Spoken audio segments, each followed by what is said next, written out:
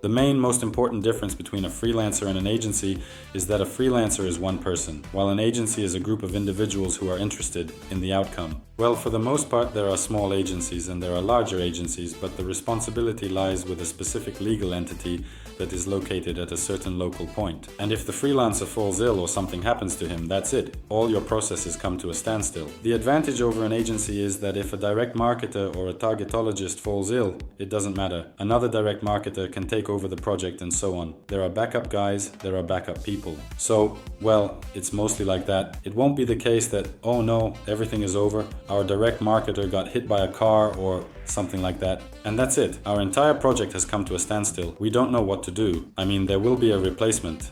That's all quite enough. Most agencies work with the same freelancers, but it is more advantageous for freelancers to work with agencies rather than directly with clients, because agencies can constantly provide clients. Yes, they receive a lower fee, but it is beneficial for them due to the consistency and volume.